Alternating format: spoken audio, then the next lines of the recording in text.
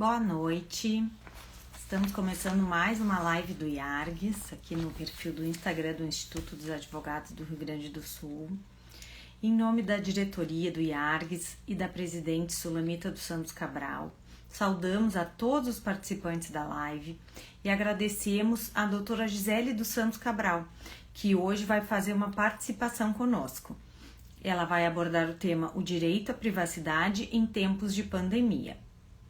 A diretoria agradece também a assessora de imprensa Terezinha Tarcitano, que juntamente comigo está fazendo a transmissão das lives pelo perfil do IARGS.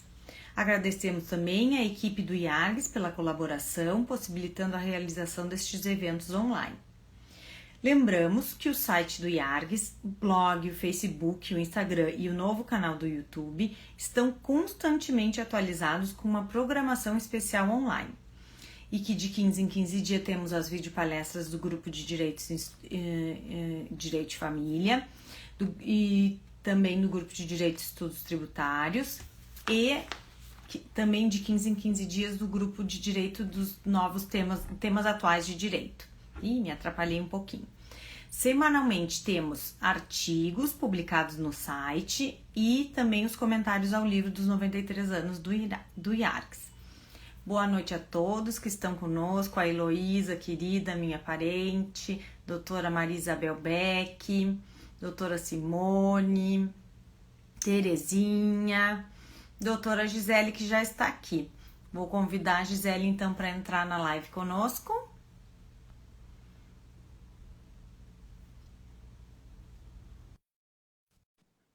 Vamos ver, tá entrando. Boa noite. Boa Tudo bem, noite, doutora? Ana. Tudo bom, Ana? Boa noite a todos. Estou muito contente de te ter aqui conosco. Eu queria agradecer a doutora Sulamita. E agora, esperando uns minutinhos para entrar aqui na live, eu lembrei que nós ingressamos juntas, né, como associadas do IARGS. Sim. De 2014. Então, desde aí, somos colegas. Sim, desde ali somos colegas. Eu te cumprimento em primeiro lugar, Ana Amélia, agradeço a audiência, né? Vejo muitos amigos ali presentes, meu irmão, a Heloísa, cumprimento também a Terezinha, a diretoria do IARGS. Enfim, naquele momento, eu não me lembro porque eu não tive a oportunidade de apresentar o meu trabalho, então agora, já com outro... Exatamente. Né, já com outro viés, outro assunto, né? Enfim, vou apresentando agora o outro assunto, né? O meu objetivo é instigar o assunto sobre o direito à privacidade em tempos de pandemia. Perfeito. Deixa eu ler o teu currículo antes que eu esqueça. Ok. Então, a doutora Gisele é advogada, mestre em Direito pela Fundação Escola Superior do Ministério Público, especialista em Direito do Consumidor pela URGS, especialista em Direito Público também pela FMP e especialista em Gestão Empresarial pela FGV. Então, com a palavra a doutora Gisele. Boa noite, Ana. Cumprimento mais uma vez a todos que estão nos assistindo. E o que eu venho propor é uma reflexão sobre o direito à privacidade em tempos de pandemia, sobre o viés constitucional. Por quê? Porque muitas medidas estão sendo adotadas pelo poder público a nível federal, a nível de estado, de municípios, e muitas pessoas vêm questionando a constitucionalidade dessas medidas e também sobre um viés legal, mas o foco mais é o aspecto constitucional, digamos, sobre, por exemplo, a medição da temperatura nos shoppings, o monitoramento das pessoas, a obrigatoriedade de testes. Então, nós do direito, nós temos mais o condão de instigar perguntas do que dar respostas, mas eu venho aqui convidar os colegas para uma reflexão sobre o assunto. Não há dúvidas que nós estamos enfrentando um problema talvez nunca visto pela nossa geração, que é o problema desse Covid-19. Eu acredito que nenhum de nós que estão aqui imaginaria que em pleno 2000... O meu gato está na coisa. Que em pleno 2020 nós estaríamos enfrentando uma questão como essa. Sim. O que se trata? Se trata de um caso típico de colisão de direitos fundamentais. Se, por um lado, nós temos o direito à privacidade, por outro lado, nós temos o direito à saúde, o direito à vida. E o que se questiona? Se essas medidas que estão sendo tomadas, elas são justificáveis sobre o viés da Constituição. Na verdade, a Constituição ela não prevê uma relativização dos direitos fundamentais em casos de pandemia. Por outro lado, adotando-se uma teoria de que os direitos fundamentais são princípios que contêm força normativa, entende-se que os direitos fundamentais, salvo algumas exceções que não vêm aqui trazer a discussão, eles são princípios que eles deverão ser assegurados na maior medida do possível, segundo as situações fáticas e jurídicas. Então, adentrando na questão do direito à privacidade, em primeiro lugar, convém salientar que o direito à privacidade é assegurado no artigo 5º, inciso 10º da Constituição, se não me engano. São invioláveis o direito à intimidade, à vida privada, à honra, à imagem, assegurando o direito à indenização por dano material e moral decorrente da sua violação. Em outras palavras, o direito à privacidade ele é um direito negativo, pois é um direito que o cidadão tem de não ser molestado pelo Estado ou por terceiros nos aspectos da sua vida pessoal. É o que o Canotilho chama do direito à reserva da vida privada e familiar. Muito se tem discutido aqui que nós vemos num tempo de fim da era da privacidade, como as redes sociais, sim, o celular com câmera, as filmagens, as centrais de compartilhamento dos dados, seria o fim da era da privacidade. Mas, na verdade, o uso indevido de imagens, ele gera, sim, indenização por dano material e dano moral. Então, é necessário verificar também as questões da vida privada de cada pessoa, pois uma pessoa pública, uma celebridade, um artista, um político, uma pessoa, enfim, um professor de alcance a nível nacional, ele é uma pessoa que vive da própria imagem, que é diferente de pessoas anônimas como nós, pelo menos como eu. Não, como eu também. Sim, é diferente, né? Sim. Mas nós temos que sopesar o que vai prevalecer, né, doutora Gisele? Pelo menos eu penso assim dessa maneira. Sim, é necessário fazer o sopesamento e é necessário fazer em relação ao caso concreto, né? O direito à privacidade, ele está incluído o direito à intimidade, à honra e à imagem. Existe uma discussão mais filosófica até sobre a diferença entre o direito à intimidade e o direito à privacidade. Alguns doutrinadores entendem que o direito à intimidade diz respeito ao círculo familiar e direito à vida privada à relação com uma sociedade de uma maneira geral. A doutrina alemã prevê em 3 esferas. A primeira é a esfera íntima, que comporta o núcleo essencial, aquele que não pode ser violado.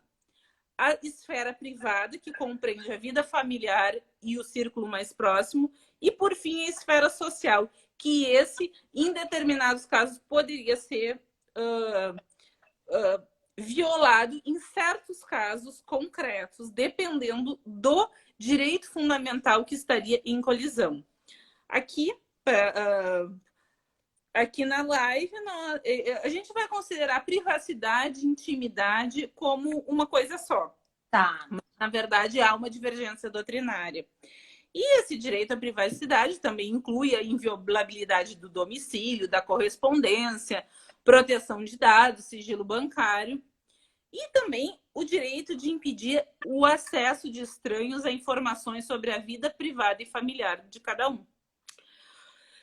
É o direito que ninguém divulgue as informações. A proteção de dados, ela está incluída no rol dos dados sensíveis. Aqueles dados que diz respeito à intimidade mais nuclear da pessoa. Certo. E a honra e a imagem também estaria dentro desse núcleo essencial. A discussão surge: seria o direito à privacidade um direito absoluto? Eu acredito, eu sou da linha que não existe direito absoluto. Talvez a tortura, o tratamento degradante seja uma exceção, mas também não é o caso aqui para colocar em discussão, quem sabe, enfim, num outro momento. Sim. Mas pensa-se assim, ó, a restrição ao direito à privacidade só seria justificável quando for necessário assegurar outros direitos fundamentais ou bem relevantes, que é o caso do direito à vida, que em tempos de pandemia também está em colisão. Ou seja, o direito à vida, ele é o direito primordial do ser humano, porque quem não tem vida não tem outros direitos, né? Também não vamos aprofundar a questão do caráter biológico, enfim. Mas o direito à vida, ele engloba o direito à saúde e o direito à integridade física. Nesses tempos de coronavírus, a integridade física e moral está em jogo. Sim. E o direito à vida, ele desde 1500 e alguma coisa, previsto já por John Locke. E na nossa Constituição, a primeira Constituição do Império, não havia previsão, mas o direito à segurança. Sim. Já na Constituição de 1934 foi abolida a pena de morte, com exceção dos casos de guerra declarada. E na nossa Constituição Cidadã é prevista no artigo 5º caput, com exceções, obviamente, né, dos casos de estado de necessidade, legítima defesa, caso de guerra declarada. Se tiver alguém aqui do penal, pode falar melhor do que eu, que não é a minha área, mas enfim, né, algum conhecimento a gente tem. E o direito à saúde, ele é relacionado com os direitos às prestações do Estado. A questão dos medicamentos e também a questão do dever do Estado de fornecer um tratamento adequado para a pessoa que não está com a saúde adequada, a pessoa que está doente. O Estado tem o dever de fornecer um tratamento universal. Enfim,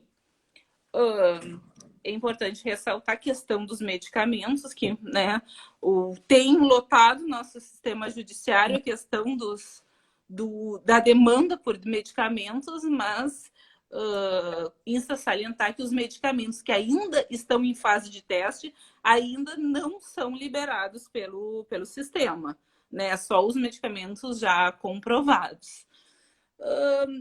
Infelizmente, nós sabemos que o nosso Estado ele não tem condições de fornecer uma tutela integral, embora esteja assegurado pela Constituição um direito integral, a tutela não teria como ser integral. Então, é necessário verificar o mínimo existencial. Outro aspecto do direito à saúde é a questão da intervenção médica, não é compulsória, mas, no caso de pandemia, seria obrigatório submeter um sujeito que está infectado a essa intervenção médica. Então, o que eu sinto que é necessário? Verificar as situações dos casos concretos. Passando a verificar a pandemia, o que é a pandemia? É uma doença infecciosa que se espalha por uma grande região do planeta, com um continente, até mesmo todo o planeta. Que é... Sim. Covid-19, que está presente em 188 territórios. A doença, pelos dados da Organização Mundial da Saúde de hoje, há 6.259.887 casos confirmados e 375.208 mortes. O caso do Brasil está bem preocupante, porque nós estamos na segunda maior incidência do coronavírus. Embora algumas pessoas não acreditem, talvez por desinformação, talvez por ideologia, a nossa situação é muito grave. Nós estamos apenas atrás dos Estados Unidos. No Brasil hoje no dia de hoje, os dados do dia 2 de junho, 526.447 mil casos confirmados e 29.937 mortes, com um percentual de letalidade de 5,7%. Sendo que nós somos a sexta população mundial com 211 milhões de habitantes, a nossa situação é complicada, digamos até caótica. Porque no Brasil... Pode falar. Começa a ficar apavorada. Não é o caso de apavorar, é o caso de alertar, porque muitas pessoas pensam que não é preocupante, não. É sim preocupante. Nós somos a sexta população mundial e nós somos o segundo. Tem populações, países com uma economia muito mais precária que nós, condições de saúde muito mais precárias que nós, que estão, nesse caso, muito mais à frente que o Brasil. Não se viram melhor. Na verdade, assim, ninguém tem as respostas. Nós aqui viemos questionar, buscar encontrar perguntas para essa situação.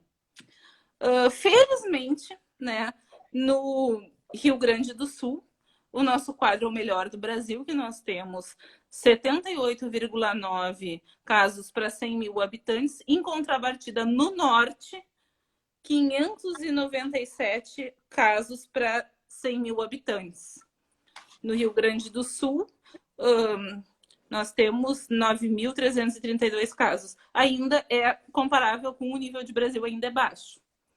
Então, quais são as medidas que estão sendo adotadas para a questão do coronavírus?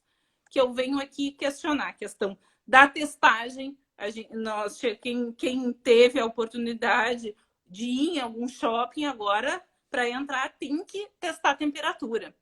Um monitoramento de celulares que aqui no Rio Grande do Sul não está acontecendo, mas a nível de Brasil estão testando e, inclusive, em outros países como Coreia do Sul, Taiwan, Alemanha, Israel. E também um caso ainda mais, a obrigatoriedade de testar e de mostrar o exame. Sim.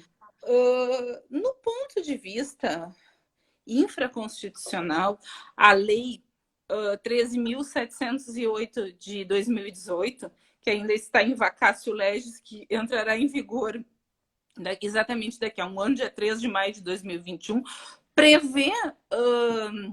É a LGPD, Gisele? A Lei Geral de Proteção de Dados. Tá. Prevê hipóteses de compartilhamento de dados. O artigo 7º prevê o tratamento de dados pessoais pode ser realizado em situações como proteção à vida, incolumidade física e para tutela de saúde. E a proteção de dados sensíveis, que é o caso de dados referentes à saúde do indivíduo, o artigo 11 prevê que, mesmo em casos de quando o titular não consentir com esse compartilhamento de dados, é possível, para a realização de estudos do órgão de pesquisa, garantida sempre que possível a anonimização, a proteção à vida ou da incolumidade física do titular e da tutela de saúde. O que se pergunta? Se essas medidas elas são ou não são constitucionais, se elas se justificariam frente à pandemia do coronavírus. Bem, agora já entrando para uma discussão mais acadêmica. A minha mãe aqui. A doutora quer falar alguma coisa? Não, depois eu passo ela. Tá Mas, bem, enfim, tá bem. Aqui, já passando para uma discussão mais acadêmica, existe a teoria do Alex que busca fornecer um método para a resolução dos conflitos entre direitos fundamentais. É importante ressaltar que não é o único e não é o... Existem muitas críticas, mas a teoria do Alex propõe um passo a passo para como resolver casos onde direitos fundamentais que devem ser assegurados prima facie, ou seja, na maior medida do possível, poderá ser resolvidos certos conflitos quando há a colisão entre eles. Ou seja, é necessário verificar qual princípio deve ser mais relevante no caso concreto. Em primeiro lugar, eu vou dar como exemplo, talvez, a situação mais polêmica de todas, que é o caso do monitoramento dos celulares e de pessoas que estão contaminadas ou para situações em que há a incidência do coronavírus, o que está sendo testado em São Paulo, enfim. Sim, para saber se estão ficando em casa ou não, né? Também é para isso. Também é que depende, existem vários tipos de monitoramento. Alguns é para verificar onde há aglomeração de pessoas. Certo. Outros casos, esse que, se não me engano, é o que está sendo em São Paulo. Outros casos que no meu ver, seria mais efetivo, seria testou, a pessoa está positivo, deveria a pessoa baixar um aplicativo e essa pessoa ser monitorada. Sim, se permanece em casa, se está em isolamento. Se permanece em casa, claro que não é 100%, poderia ser furado, a pessoa poderia sair sem celular, mas seria uma maneira de controle. Sim. Só uma das questões. Por exemplo, o que seria a primeira pergunta que se faz? É sob o ponto de vista da adequação. Esse monitoramento é adequado para a minoração do coronavírus? Então, é necessário ver qual monitoramento. Verificar aglomerações, verificar se a pessoa está contaminada. Caso seja adequado, não, sim. No caso que eu me propus a exemplificar, a pessoa está contaminada, então ela poderia ser, é adequado monitorar, porque a nossa população ainda não tem como é que eu vou dizer, não tem ainda a disciplina de ficar em casa, como eu havia falado antes, talvez por desinformação, talvez por não acreditar, talvez por ideologia, mas muitas pessoas simplesmente ignoram. Exatamente. Então, a segunda pergunta que se faz sobre o viés da necessidade, seria necessário monitorar essas pessoas? Caso seja possível, a pergunta que se faz é: existe algum outro meio que afete menos o indivíduo? Se existir, o que se recomenda que não faça? Porque há o direito fundamental à intimidade da pessoa. E a partir do momento que tu tá com um celular e os teus dados estão sendo compartilhados, enfim, tá sendo agredida a tua intimidade, a tua privacidade. Mas nós estamos diante de uma pandemia. Então, a pergunta que se faz: o monitoramento é necessário? A população, por si só, respeita a quarentena e o isolamento social? Ou naquele caso concreto, se não houver monitoramento, essa determinada situação pode se agravar? E, por fim, se propõe a regra do balanceamento. Qual é a pergunta que se faz? Que é a teoria da ponderação. Falando uma linguagem um pouco mais acessível. É a regra de colocar na balança, verificar qual peso deve preponderar naquela situação. A intimidade ou o direito da população em não ser infectada perante coronavírus. Então, a pergunta é: o não cumprimento do direito à privacidade se justifica frente ao direito à vida e à saúde? É necessário verificar. É uma boa pergunta. É uma boa pergunta. É por isso que eu disse, cada caso é um caso, cada situação é uma situação, e quanto maior a violação do direito do indivíduo, maior deve ser a abrangência daquela medida. Por exemplo, um outro caso que não é um caso tão invasivo, que eu até agora não vi ninguém reclamar, mas eu acredito que possa vir, a questão da temperatura de monitorar a temperatura na entrada de shoppings. Agora, para entrar, pelo menos aqui no Praia de Belas, eles verificam a temperatura, não sei qual é a temperatura máxima. Enfim, algumas pessoas podem sentir que o seu direito à privacidade está sendo violado. Sim. Mas, naquele caso concreto... Revistada, né, para entrar no shopping. Revistada, enfim. Mas é não é uma entrada livre, né? Digamos assim, não Com é certeza. Além do uso de máscaras, né? Sim. Mas, para proteger toda aquela população, naquele caso concreto, eu acredito que se justifique. Sim. Porque não há como testar todo mundo.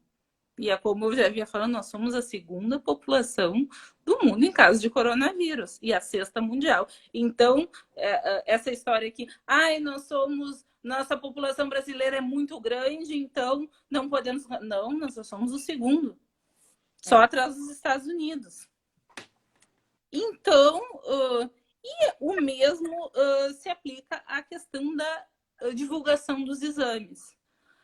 Eu acredito que uma mera especulação, eu quero saber se a Ana Amélia está infectada, sim, porque eu acredito que isso aí iria ferir o teu direito de privacidade. Mas se, por exemplo, nós trabalhamos juntas e tu frequenta a minha casa, ou nós estamos num determinado local, no mesmo ambiente, eu né? acredito que neste caso, nessa situação, pode ser possível, sim, a exigência de um exame de teste de Covid, né? Sim, e mostrar o resultado, né? Sim, mostrar o resultado ou exigir que uma determinada pessoa teste negativo, né? Sim.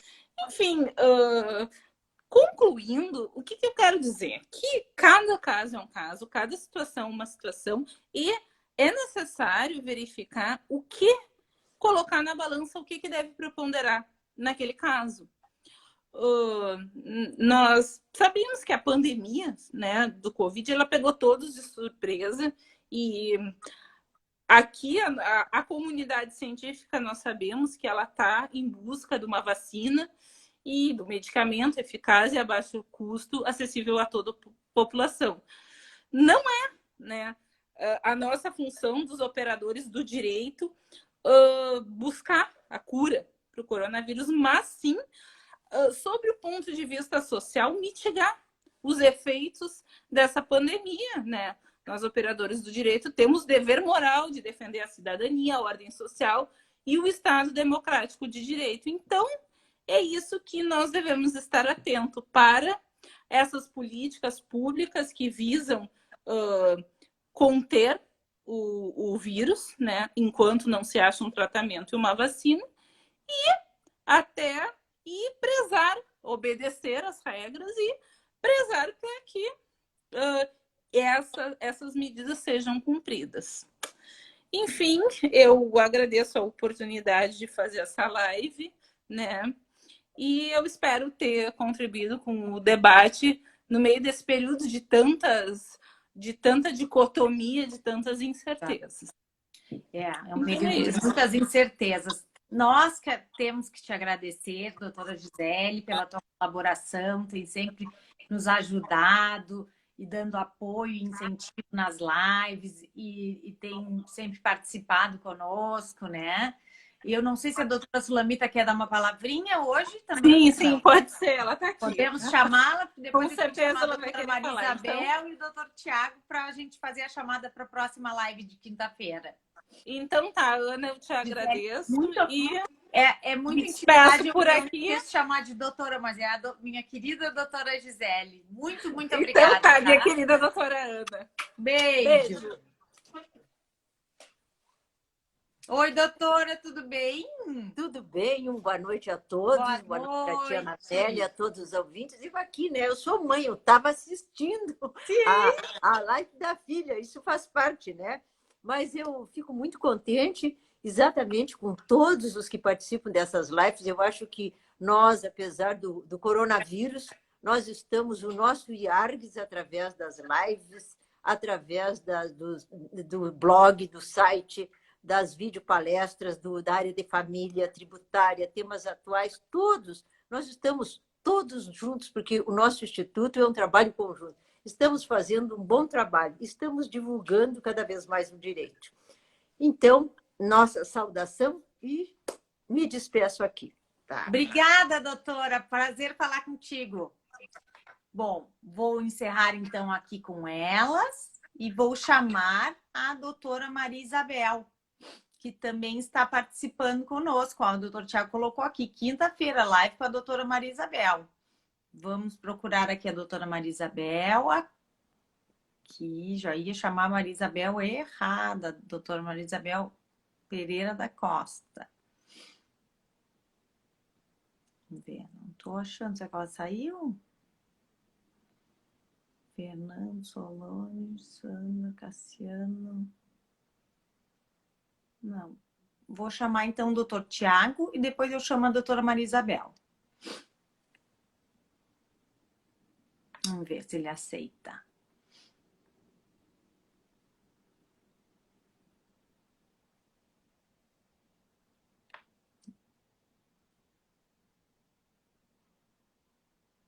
Vamos ver.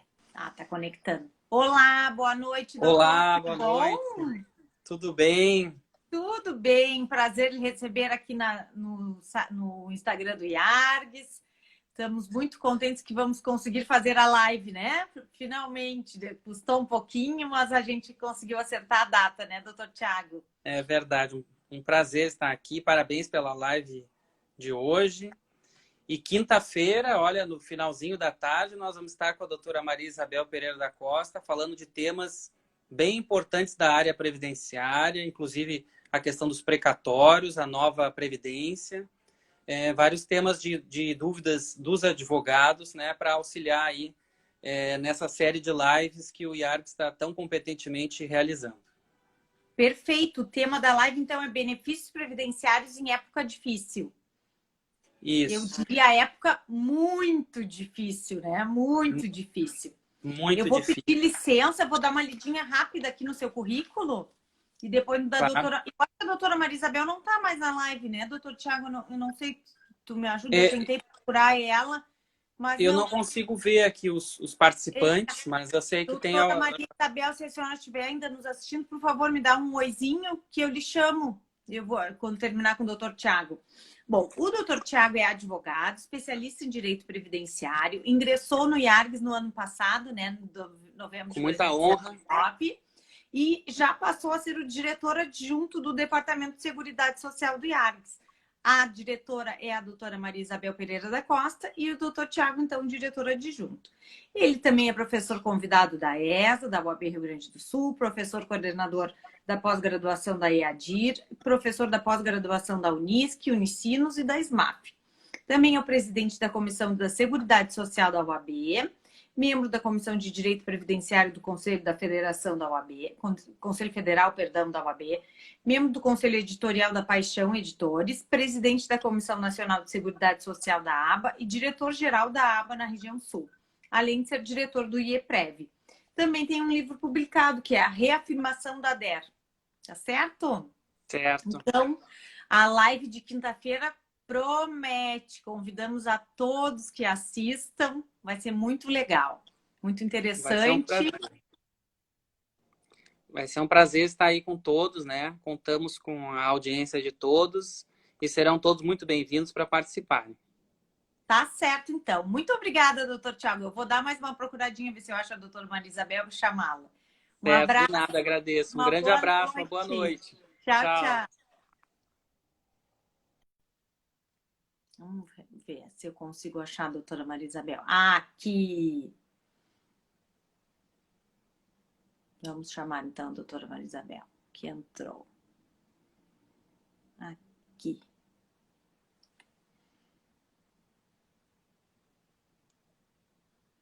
Tá, vamos ver se ela entra agora. Tá conectando.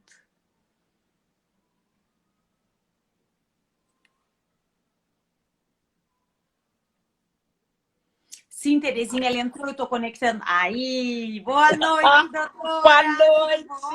A gente com essas caras de fica em casa aí, ó. Não, doutor, tem que se arrumar. Pois é. Ai, mas que bom poder te ver. A gente tem saudade desse teu sorriso tão contagiante. Ai, obrigada, da mesma forma. Ah, bom, a doutora Maria Isabel, vou ler o teu currículo, hein, doutora? Bem extenso, mas eu vou ler mas pode resumir. Não.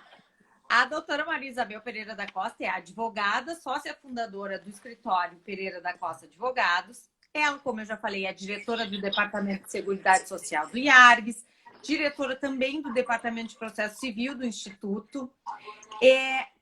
Tem mestrado pela Unicinos, especialização em Direito Previdenciário pela SMAF, também especialização em Direito Civil pela Unicinos.